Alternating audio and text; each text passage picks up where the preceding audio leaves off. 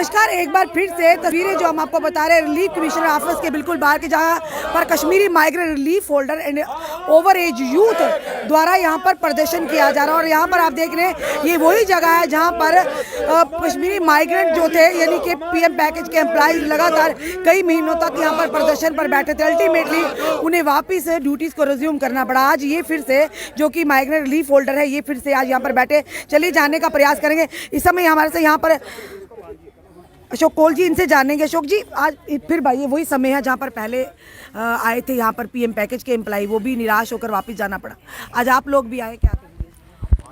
देखिए, हमने बार बार अपनी आवाज़ पहुंचाई है गवर्नमेंट तक, सेंट्रल गवर्नमेंट हो। आज तो आपको पता है कि जो जम्मू कश्मीर की जो सरकार जो चल रही है वो नारद ब्लॉक से चलती है। हमने बड़ी कोशिश की कि आवाज़ वहां तक पहुंचाए, इसीलिए आज हमें सड़कों पे आना पड़ा आज। तो हम आपके माध्यम से यही कहना चाहते हैं गवर्नमेंट को, जो एक एनहेंसमेंट रिलीफ हर 2 साल के बाद जिस तरह मुलाजिम को दिया दिया था, एक तो सबको आपके माध्यम से मैं कह रहा था, अगर ये दिया तो क्यों दिया था, अगर दिया तो कम क्यों है।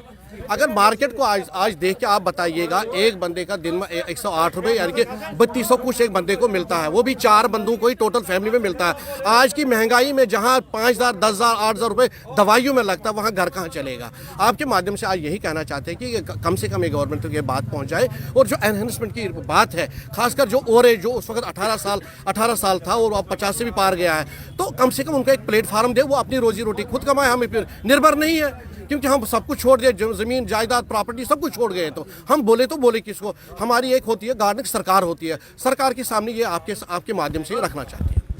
जी, पहले भी यहाँ पर आपने देखा पीएम पैकेज के एम्प्लॉइज लगातार कई महीनों तक अपनी आवाज़ उठाते रहे, उन्हें नहीं सुनवाई हुई, अल्टीमेटली उन्हें वापस जाना पड़ा जो सरकार का प्रशासन का आदेश हुआ।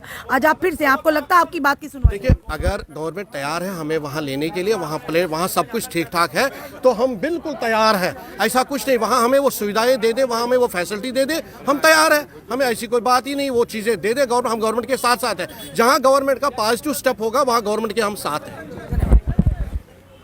साफ तौर आप यहाँ पर देख रहे हैं इस समय इन सर से जानते हैं जिन्होंने लिखा, सर इधर आइए, इधर आइए सर, और हाथ में ये बैनर है, आतंकवाद का असली शिकार नहीं सहेगा अत्याचार।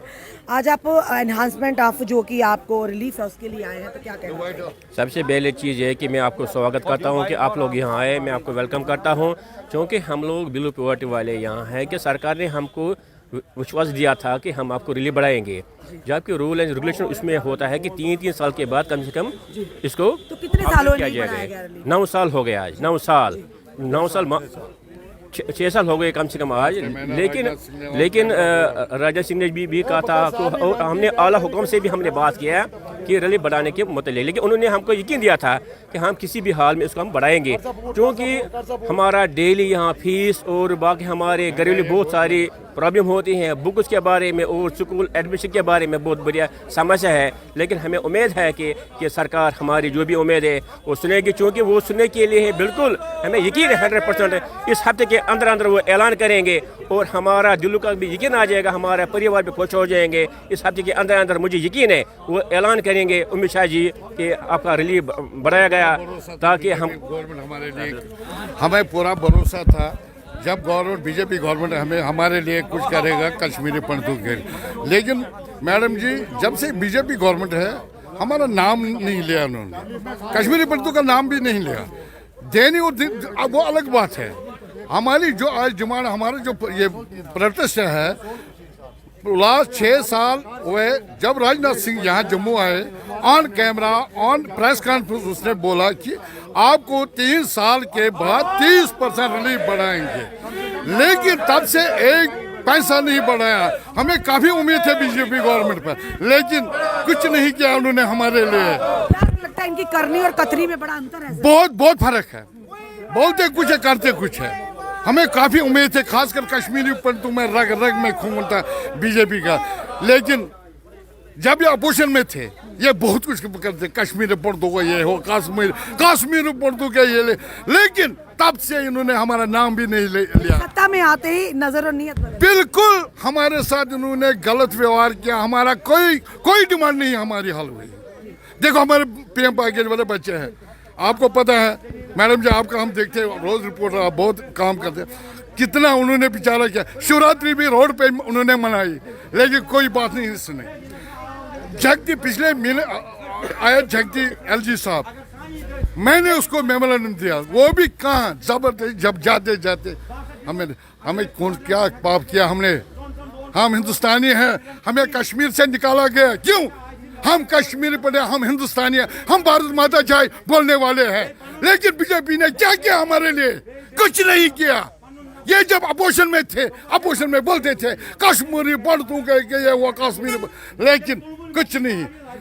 बोलने की बात, देने की बात, हमारा नाम भी नहीं लेते ये लोग, और देने की बात तो अलग है।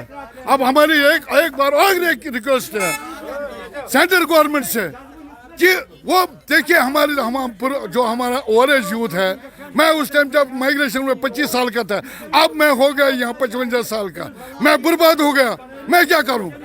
और अब हमारी एक रिक्वेस्ट है, एक बार और हमने जो रिलीफ देते हैं हमको, ये हमने फैसला किया ये राशन कार्ड हम इनको वापस देंगे। हम और किसी कंट्री को बोलेंगे हमें अडॉप्ट करो बगैर पाकिस्तान, हम किसी मुल्क में जाने के लिए तैयार हैं, क्योंकि भारत ने हमें कुछ नहीं किया, खासकर बीजेपी ने हमारे लिए कुछ नहीं किया।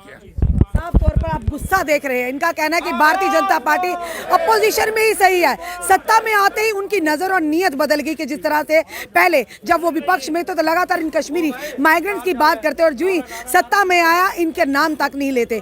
पीएम पैकेज एम्प्लॉय इसी जगह पर पिछले 9 महीने से प्रदर्शन करते हो, आखिर निराशा हाथ लगी, उन्हें वापिस जाना पड़ा। इसी तरह से ये लोग हैं। इनका कहना था राजनाथ सिंह जी ने वायदा किया था 3 साल के बाद इनका रिलीफ बढ़ाया जाएगा, पर 3 साल के अब तो 6 साल भी होने को है, महंगाई दरें आसमान छू रही है, पर इनके लिए कोई भी नहीं सोचता। आप देखते हैं एलजी महोदय तक इनकी बात पहुंचती है, क्या इन्हें कोई रिलीफ में एनहांसमेंट मिलती है, और जो ओवरेज यूथ हुआ उन्हें किस तरह से रिलीफ मिलता है। फिलहाल ये आज बहुत बड़ा सवालिया निशान खड़ा कर दिया है। इन लोगों का कहना है कि हमने भाजपा पर विश्वास जताया था, पर कहीं ना कहीं भाजपा ने हमारे साथ विश्वासघात किया है। चलिए आने वाला समय बताएगा। ये अपने कमेंट अपने सुझाव दीजिए और इस वीडियो को जितना सके शेयर कीजिए। जुड़े रहिए हमारे साथ अगले अपडेट के लिए। जय हिंद, जय भारत।